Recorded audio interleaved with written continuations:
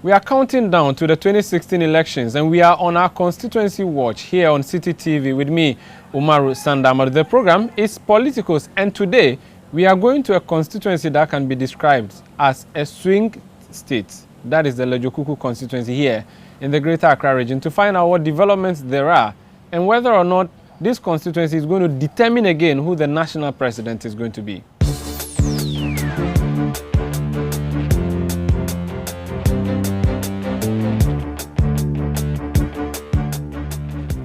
Lejokuku is a constituency here in the Greater Accra region. It is a constituency that can be described as a prostitute constituency because it has never repeated a member of parliament, save 92 to 2000, when Okoe Boye became the NDC MP for 92 and repeated same in 96. Subsequent to that, in 2000, we had Edi Aketa of the NPP becoming an MP. In 2004, he was booted out by Noli Ashite Gladys Doctor. She reigned till 2008, only to be toppled by Ni Note Dua, NDC, who was also toppled by Benita Okiti Dua.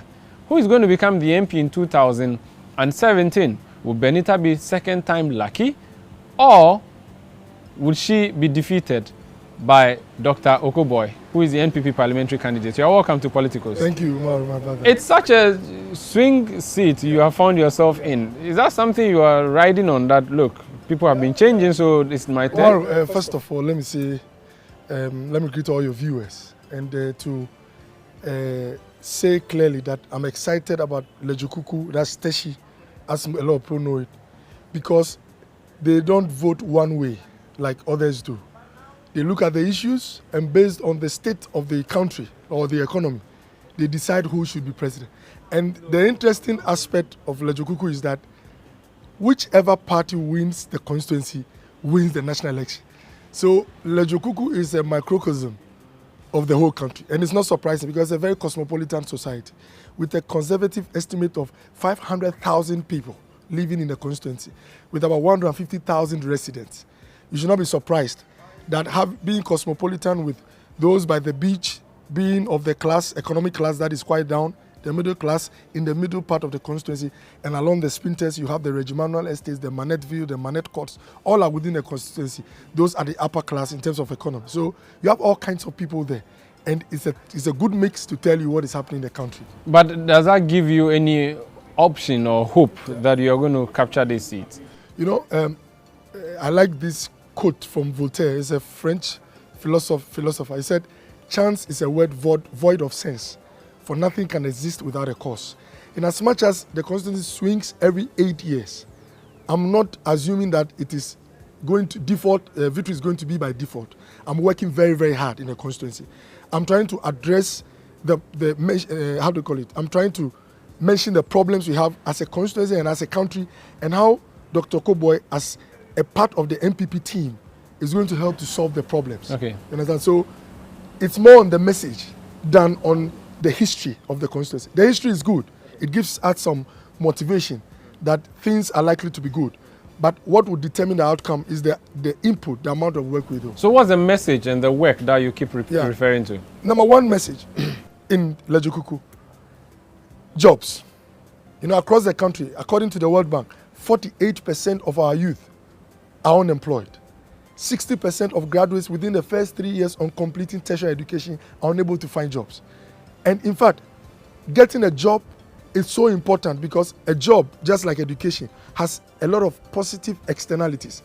When a fellow or an individual has a job, he can afford good food, he can access healthcare, he can help manage his environment because he can pay for sanitation, for people to pick up the refuse. So job is so key that it is one of the most driving factors in the constituency. How will you create jobs in Lejokuku? Oh, it looks like a huge problem, but you start small. Number one, I want to make sure that we have an aggressive program that gives skills. I don't call them just skills, relevant skills to the youth. I mean, for people to fix, mechanics. You have to put people. The last time I was doing my house to house, I met a woman. He said, "Look, your people even sometimes come to me to learn. This is a dressmaker. Your people come to me. Some of your youth come to us, but they're unable to afford food. All they have to do is make themselves available. They stop, and when you ask them what to eat is a problem. So how do I make sure that they stay in these apprenticeships is to have some fund, which at least something small, so that for a year or two, they can have some decent food to eat and then come out being able to now take care of themselves and their families. I was asking how you're going to create jobs for the youth in your constituency. You're talking about a fund. I'm not getting the correlation. Okay. I've told you that on going to the ground, sometimes it's good to pick it from the ground.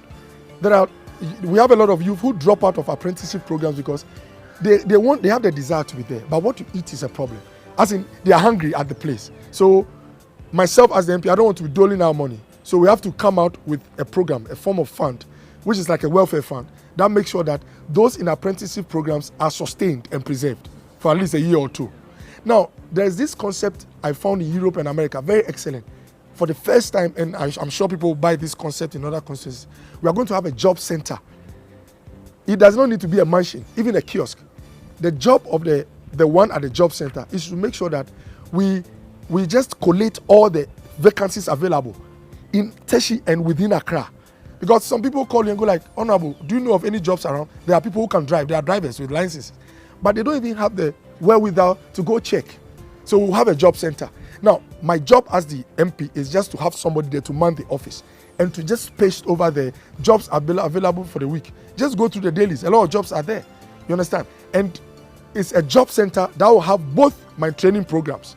I've said it, I'm going to have a training program which will make sure skills are given. Look, fixing generators, generator repairs. I met a gentleman fixing a generator. Within an hour, it was less than an hour, he took about 100 Ghana cedis. And I asked him, how long does it take to train someone to fix a generator? He said, within 6 months. It depends on how sharp the person is.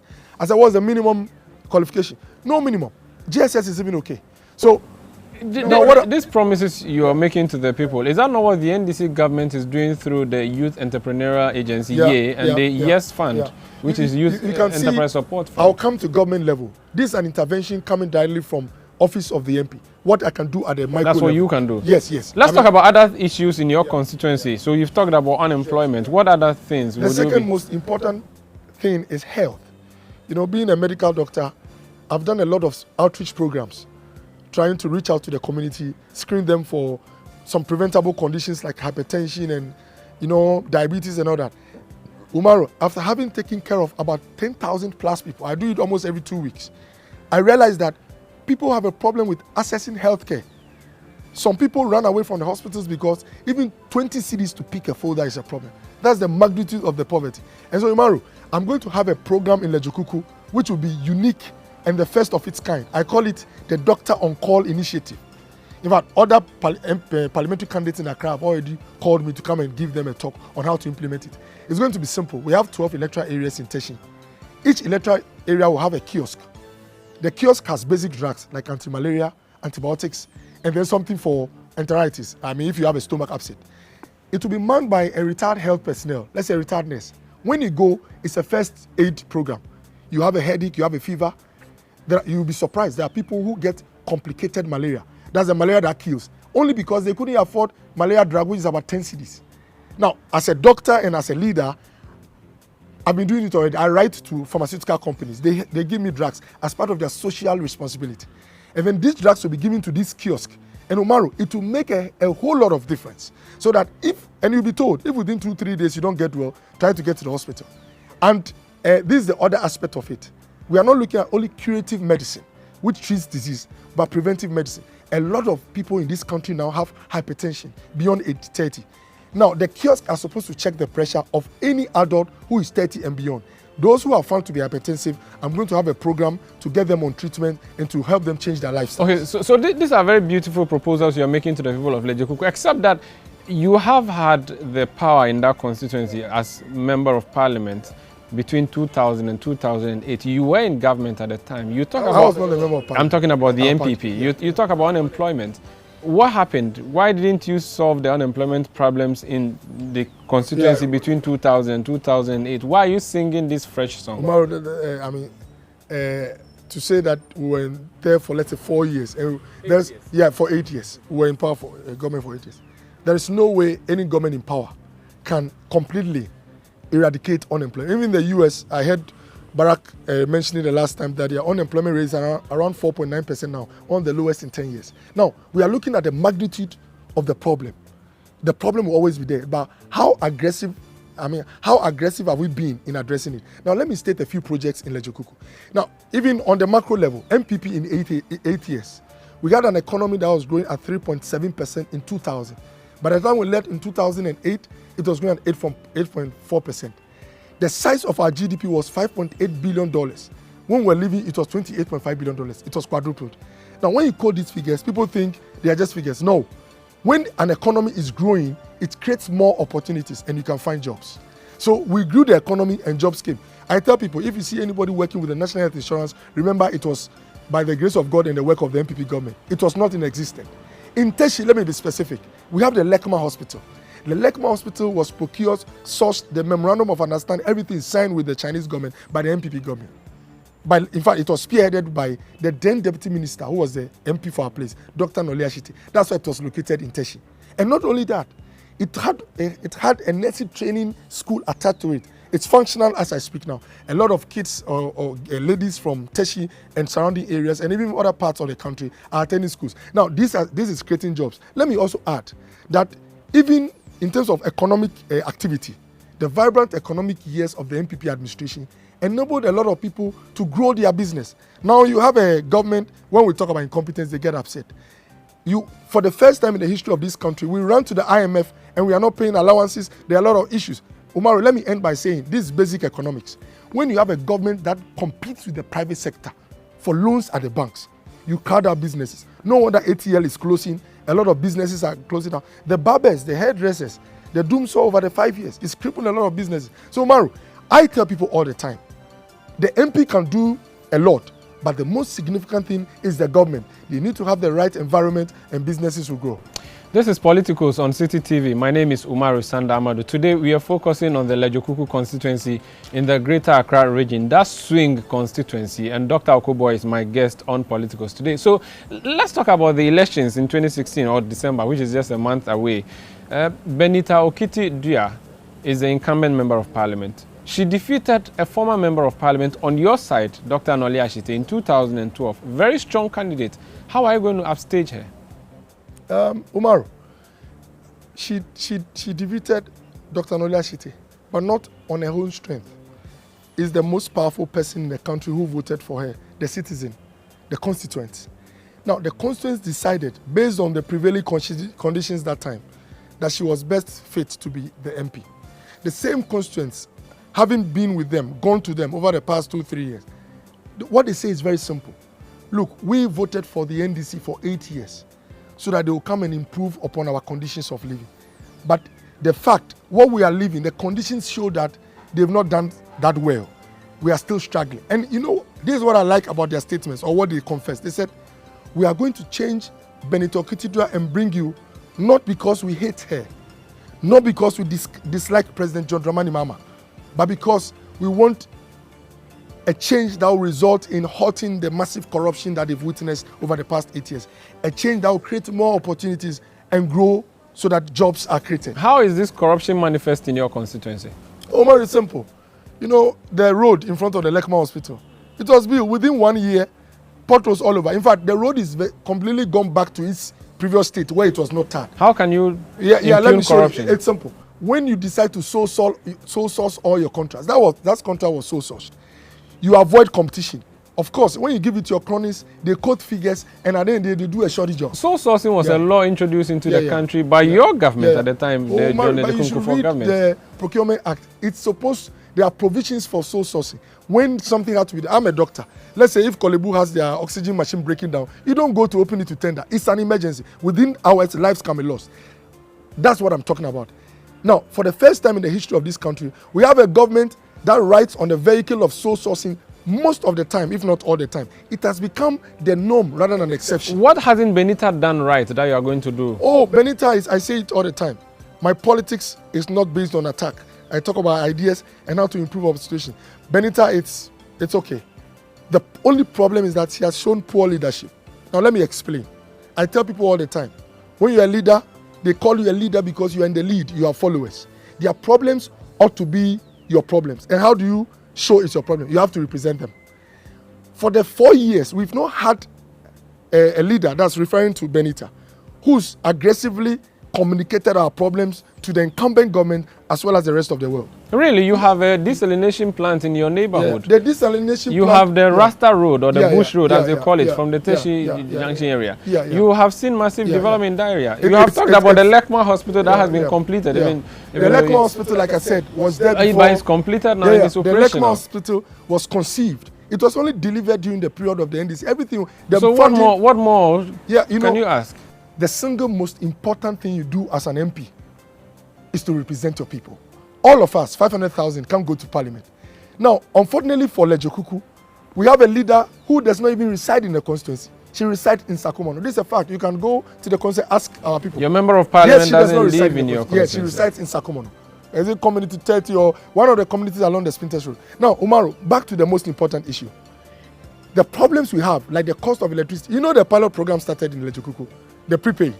I ask people, how come that in choosing a constituency or a community to pilot a program like prepaid, you chose the beach along Lejokuku, one of the poorest communities you can find in Accra, and not places where the purchasing power of the people are significant? The reason why it came there is that we had a leader who was impotent. If I were the MP, with only 2 press conferences and a petition, they would have halted it. They would have started with others. So all I'm saying is that we need a leader who is very, very humble, but also aggressive when it comes to representation. And that's what you are going to bring. Exactly. I'm going to represent them effectively. She is also a deputy minister in charge of fisheries, and your constituency is a fishing community. Do you not think that because of the policies of the government, as far as the fishing industry is concerned, she should be sweeping the votes? When you mention fishing, she might not be happy. Because when it comes to fishing in my community, where they park their canoes, where their hub is, they call it Sangona. If you go there, they'll be overwhelmed with rubbish. Refuse has swallowed them rather than catch or fish catch. And let me give some few facts. This country consumes an average of 950,000 metric tons of fish a year, coming from the Ministry of Fisheries themselves. The country is doing less than 50,000 metric tons. So there's a huge opportunity in the fishing sector. But why are we undercatching fish? Let me give you a few reasons. 1, pollution. So we need to have policies to protect the environment. When it comes to that, they've not done that well. 2, when the conditions of living, the economy is bad, like we are seeing in the past 8 years, the purchasing power of the fishermen to buy outboard motors, to invest into their fishing, it goes down. So now they are really struggling. And unfortunately for us, we have an MP who is a deputy minister of fisheries, but in terms of in their lives, in their practice, they've not felt her presence. So all they are saying is that, look, we don't have any problem with this, our MP, but the time for change has come. They want an effective leader, a leader who is not only eloquent, but also effective and has, wonderful plans. Not, unrealistic plans. Very practicable plans that are already being rolled out. I've started my outreach programs. It's just a matter of formalizing them and making sure that they are structured, and we are good to go. She won with 55% of the votes. Noli Ashite pulled some 44%. How are you going to bridge that gap, and what percentage are you looking at for yourself? In my party, I contested the primaries for the first time. My opponents was contesting for the 3rd time. A lot of people told me, are you sure you can? These guys be around. I'm the kind who believes that nothing is impossible. When I set my mind to something, I believe it's only hard work that can achieve results. You know what, Umaru? From here, I'll be working in the constituency. I work for 7 hours average a day, 7 good hours. I reach every voter and explain to them. Is it because you don't have a car?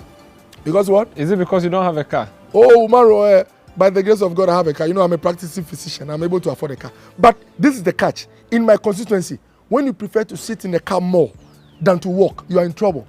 They want to see you walking and identify their problems from first hand, not to be reported to. So I always thank God that I'm very good in terms of conditions when it comes to physique. Umaru, you got to work more to be there for a long time. Is your opponent not working enough? Oh, Umaru, your opponent is not able to work. Is that what you're saying? You're a physician. I've not examined her medically. So all I can say is that the people who are going to vote have not seen her working that much. In fact, there are places she goes. No, she doesn't go. She sends people to go to house to house. And you know what they tell her? Where is the MP? They go like, she might come later. They go like, no, doctor comes himself. So tell her we want to see her. So the MP is missing in Lejoku. Oh, she's missing in action. Well, that's Dr. Okoe Boye, his words, not mine. That's how we end today's edition of Politicos here on Citi TV. Dr. Okoe Boye is the NPP parliamentary candidate for Lejokuku here in the Greater Accra region. My name is Umaru Sanda Amadu. Do stay tuned in to Politicos on Citi TV because we'll be doing Constituency Watch all the way to December 7. That is at least if the election-related turbulence in the courts have been fixed.